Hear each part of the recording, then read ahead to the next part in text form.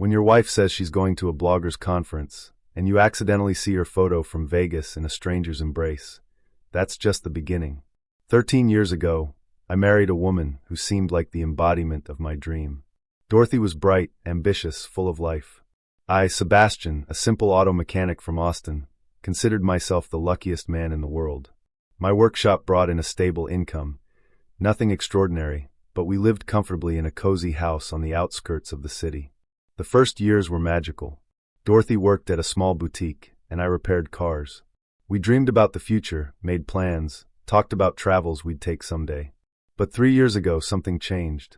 She started her fashion blog, and it unexpectedly took off. Thousands of followers, brand collaborations, invitations to exclusive events. Dorothy blossomed, and I was happy for her. I really was.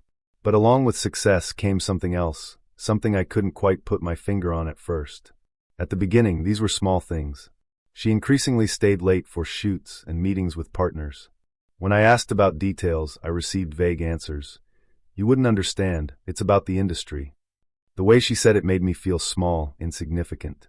Like my world of engine oil and tire rotations couldn't possibly intersect with her glamorous new life. One day, I accidentally ran into her with a group of her new friends at a trendy restaurant in downtown Austin. Dorothy saw me and froze for a moment, as if frightened. She didn't want to approach, but I waved to her, smiling like the supportive husband I was trying to be. "Hi, honey," I called out. She reluctantly approached, her face tense, almost pained. I could see the calculation in her eyes, the brief moment where she was deciding how to handle this unexpected intersection of her two worlds. "Sebastian, these are my friends from the industry," she said, her voice lacking any warmth or enthusiasm. I extended my hand, introducing myself to each person. One of the men, a slender guy in an expensive suit that probably cost more than I made in a month, suddenly smiled with genuine recognition. "Wait, you're that Sebastian? You fixed my Porsche last month. Excellent work, man. That engine purrs like a kitten now." Everyone laughed, the atmosphere relaxed a bit. But I noticed something in Dorothy's eyes, embarrassment? Irritation? She quickly looked away, and in that moment, I felt a cold sensation in my stomach. She was ashamed of me. Ashamed of what I did for a living. Ashamed that her husband was just a mechanic while her new friends owned businesses, drove luxury cars, and wore designer clothes. After that incident, the late nights became even more frequent. Conference in Dallas, photo shoot until late, business dinner with brand representatives. I tried to be a supportive husband, but something inside me began to worry. Dorothy was becoming increasingly distant. She barely showed interest in my life, my work anymore. When I told her about a complicated repair or a satisfied customer, she would nod without looking up from her phone, her fingers constantly scrolling through her social media feeds, checking likes and comments like they were the only things that mattered. The breaking point came on a Thursday evening in late September. Dorothy announced that she was going to a 3-week bloggers conference in Vegas. Something in her tone alerted me. Too hasty, too few details. She was packing in our bedroom, and I was helping her carry suitcases from the closet, trying to be the good husband, the supportive partner. As she was packing, I noticed she left the room to take a phone call. Her voice was low, almost whispered, and she closed the bathroom door. When she came back, she seemed flustered, her cheeks slightly flushed. I didn't say anything, but my internal alarm bells were ringing louder. Later that evening, after Dorothy had gone to bed, I couldn't sleep. Something was gnawing at me. I went to the bedroom and saw her suitcase still open on the chair. I knew I shouldn't, but I couldn't help myself. I quietly approached and looked inside. What I found made my blood run cold. Underneath her regular clothes, carefully folded and hidden, was a collection of luxurious lingerie I had never seen before. Expensive pieces with designer labels still attached, La Perla, Agent Provocateur, brands that cost hundreds of dollars per item. Delicate lace, silk, colors that ranged from deep crimson to midnight black. This wasn't the practical underwear she wore at home.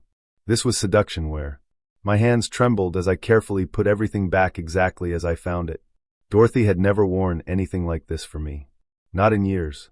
Our intimate life had become routine, predictable, almost non-existent in recent months. She was always too tired or stressed from work. But apparently, she had enough energy to buy expensive lingerie for this Vegas trip. That's when I knew. This wasn't just about work. This wasn't about bloggers' conferences or brand meetings. My wife was going to Vegas for someone else. The realization hit me like a physical blow, and I had to sit down on the edge of the bed, trying to control my breathing so I wouldn't wake her. The next morning, I watched Dorothy finish packing with different eyes. Every smile seemed fake, every word a potential lie. When she kissed me goodbye at the door, telling me she'd call every evening, I felt nothing but numbness. "I'll miss you," she said, but her eyes were already distant, already in Vegas. "Miss you too," I replied automatically. As soon as her car disappeared around the corner, I made a decision. I did something I never thought I would do. I contacted a private detective. "I need to know what my wife is really doing in Vegas," I told the detective, a professional-sounding woman named Linda. "I think she's having an affair." "Tell me everything," Linda said calmly, and I did. I told her about the lingerie, the secretive phone calls, the growing distance between us, the shame I saw in Dorothy's eyes when she was with her new friends. The next 2 weeks were the longest of my life. I went through the motions at work, fixing cars, dealing with customers, but my mind was thousands of miles away in Vegas. Dorothy called me every evening, just as she promised. She talked about the conference, the people she met, the brands she was networking with. Every word felt like another lie piled on top of the mountain of lies she had already told me. "How's the conference going?" I would ask, keeping my voice neutral. "Oh, it's amazing. Today I attended this incredible workshop about visual storytelling, and tomorrow I have meetings with 3 different brands. It's exhausting but so worth it." "That's great, honey. I'm proud of you." But inside I was dying, because I knew that Linda and her team were watching Dorothy's every move, documenting everything, and that soon I would know the real story of what my wife was doing in Vegas. The report arrived on a Tuesday morning via encrypted email. What I saw destroyed me. The detective's report was thorough and professionally compiled. There were photos, timestamps, location data, even video footage. Dorothy wasn't at any conference. She was living in a luxurious suite at the Bellagio with a man named Max, owner of a chain of elite boutiques across California and Nevada. The photos left no room for doubt. They were having dinner at the most expensive restaurants in Vegas, walking through casinos hand in hand, kissing by the Bellagio fountains. In one particularly painful photo, Dorothy was wearing one of those expensive lingerie pieces I had discovered in her suitcase, visible through a sheer robe as they stood on their suite's balcony. But that wasn't all. Linda had dug deeper, and what she uncovered was even worse. Max wasn't the only one. Over the past year, Dorothy had been seeing 2 other men, a photographer from Los Angeles named Ryan, and an investor from New York named Christopher. All of them were wealthy, successful, with flashy lifestyles splashed across social media. The detective had documented meetings with Ryan in LA during what Dorothy claimed were brand photo shoots, and weekends with Christopher in New York during supposed industry networking events. I felt like I couldn't breathe. The woman I had loved for 13 years, the woman I had worked hard to provide for, to support, to make happy, she had been systematically betraying me with multiple men. And all of them offered her the glamorous lifestyle she apparently craved, the lifestyle that a simple auto mechanic could never provide. But the most painful discovery was yet to come. Linda's financial investigation revealed that Dorothy had secretly opened a joint bank account with Max. They were planning a business together, their own clothing line. And the money flowing into this account wasn't just from Max. A significant portion came from our joint account. Dorothy had systematically been transferring funds that I had earned through hard work in my workshop to finance this secret project with her lover. Over the past year, she had siphoned off almost $50,000. I sat in my office, staring at the numbers on the screen, feeling physically sick. My wife hadn't just betrayed me emotionally and physically. She had been stealing from me, using my money to build a future with another man. I didn't give in to emotions. I couldn't afford to. Instead, I became cold, calculating, methodical. This wasn't just about a broken heart anymore. The first thing I did was consult with a lawyer. I found the best divorce attorney in Austin, a woman named Margaret Williams who had a reputation for being ruthless and effective. I brought her the detective's complete report. Margaret reviewed everything with a practiced eye, nodding occasionally, making notes on her legal pad. When she finished, she looked up at me with a grim expression. "Mr. Sebastian, you have one of the strongest divorce cases I've seen in years. The evidence of adultery is overwhelming, and the financial misconduct gives us significant leverage. We can protect your assets and ensure you receive a fair division of property." "What do I need to do?" I asked. "First, we prepare all the divorce documents. Second, and this is crucial, you need to secure your personal finances immediately. Does your wife know about all your bank accounts? We have a joint account, but I have some savings she doesn't know about. Money I've been setting aside from bonuses and extra work. Good. I want you to move those funds somewhere completely separate and secure. Open an offshore account if necessary. Do it today. Don't wait. I followed Margaret's advice to the letter. That same afternoon, I met with a financial consultant who specialized in asset protection. He helped me open an offshore account in the Cayman Islands, completely legal, completely confidential. Over the next few days, I quietly transferred my personal savings there. It amounted to over $120,000, money I had earned over the years from overtime work, bonuses for completing difficult repairs quickly, and side jobs on weekends. Dorothy had no idea this money existed. She thought my only earnings went into our joint account. But I wasn't finished. I had something else planned, something that would ensure Dorothy got exactly what she deserved. While Dorothy was still in Vegas, living her fantasy life with Max, I began setting up the pieces for her downfall. I created anonymous accounts on social media and various messaging platforms. Then I did something calculated and cold. I contacted all three of Dorothy's lovers, anonymously through these fake accounts. To Ryan, the photographer in Los Angeles, I sent detailed information about Max and Christopher. Photos of Dorothy with each of them, dates, locations, everything the detective had documented. To Christopher, the investor in New York, I sent similar information about the other two men, along with screenshots of the joint bank account Dorothy shared with Max.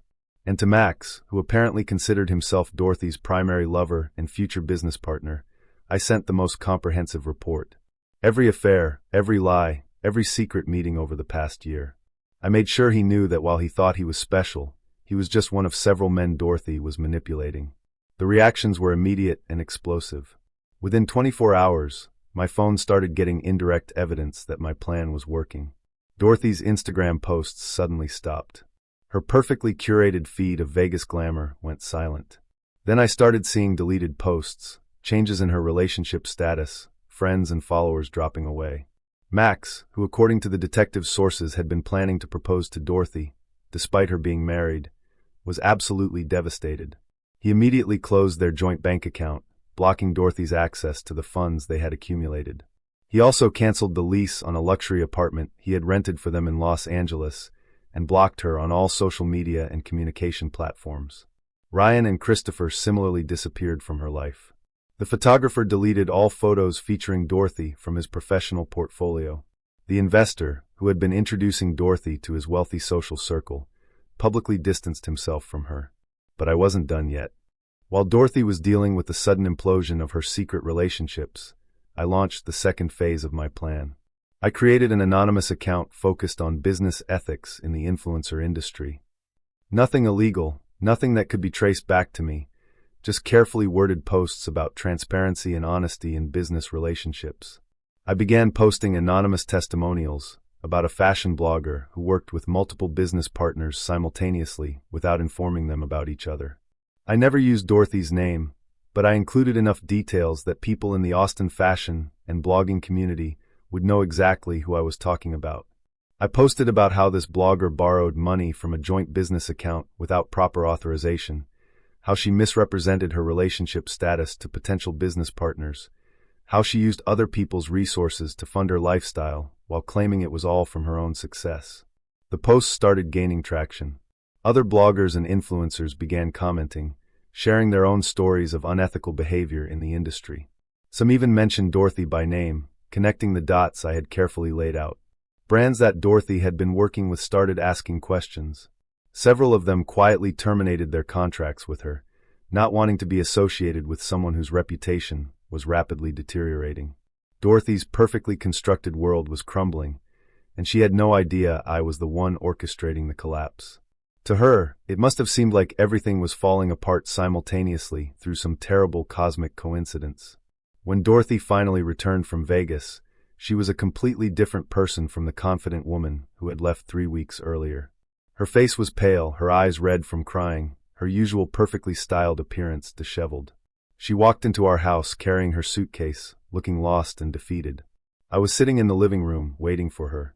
I had prepared for this moment, rehearsed what I would say, but when I saw her, all I felt was a cold emptiness. "Sebastian, we need to talk," she began, her voice shaking. "Yes, we do," I replied calmly. "But first, I have something for you." I handed her a manila envelope.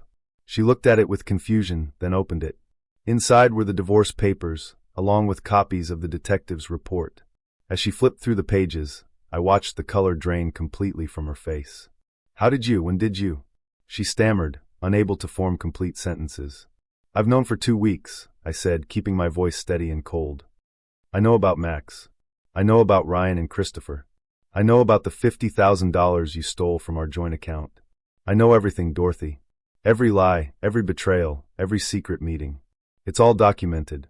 She collapsed into a chair, the papers falling from her hands. For a moment, I thought she might try to deny it, to spin another lie. But the evidence was overwhelming, and she knew it.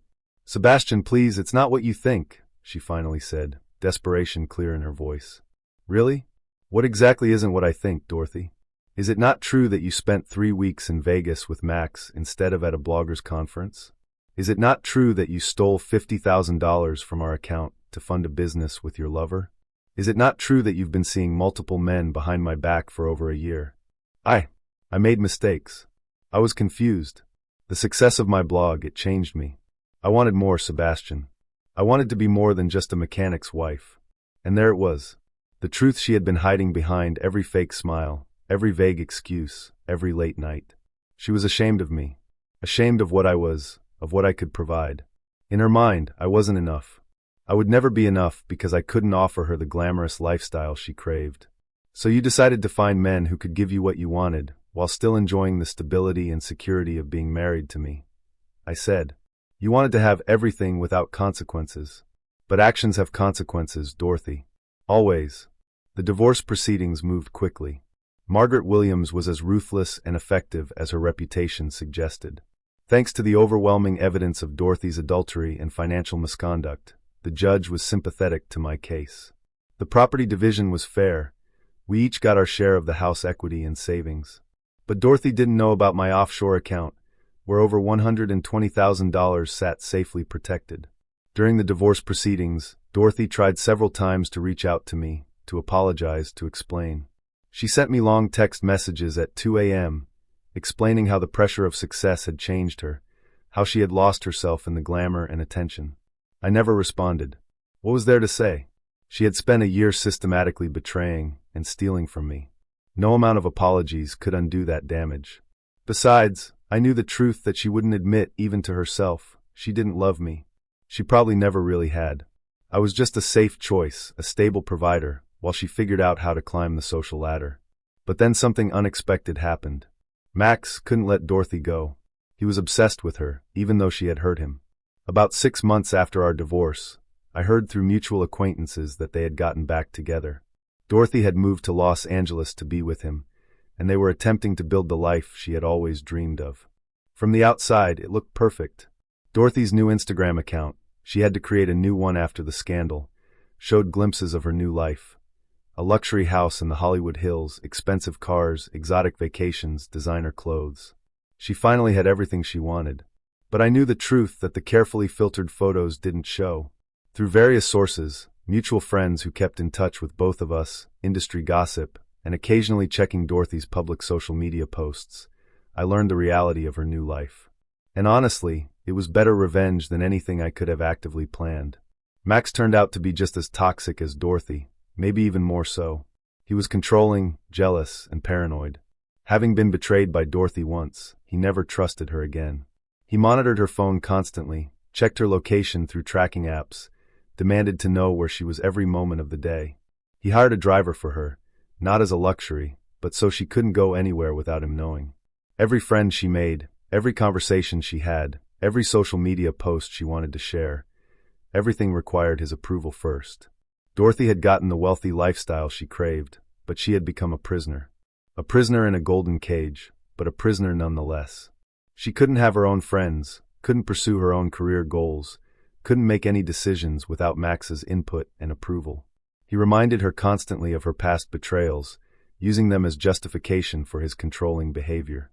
"After what you did, you're lucky I even gave you a second chance," he would tell her, according to a friend who had visited them. You don't get to complain about trust issues when you're the one who destroyed trust. And the worst part, Dorothy couldn't leave. She had burned every bridge in Austin, destroyed her career, alienated her friends and family. She had tied herself financially to Max through their shared business ventures. Without him, she would be left with nothing, no career, no income, no support system. She was trapped. Meanwhile, my life was moving in a completely different direction.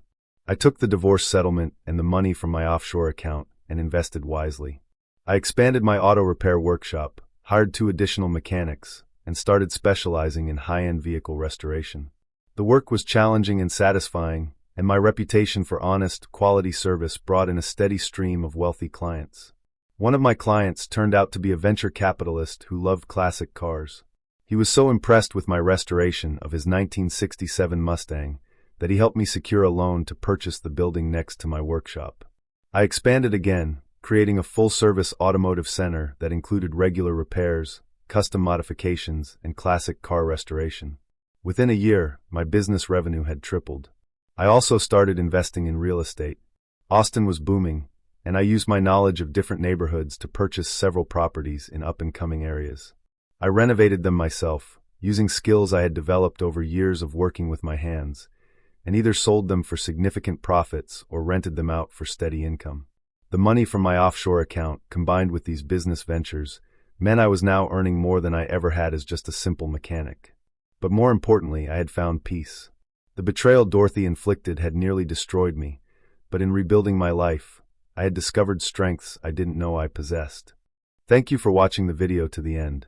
YouTube may no longer suggest my channel to you, so subscribe to it to receive new interesting stories. You will also help the channel grow and improve the quality of its content. A playlist with other interesting stories that you can listen to is now displayed on the screen. You can also write in the comments what stories you would like to see on the channel.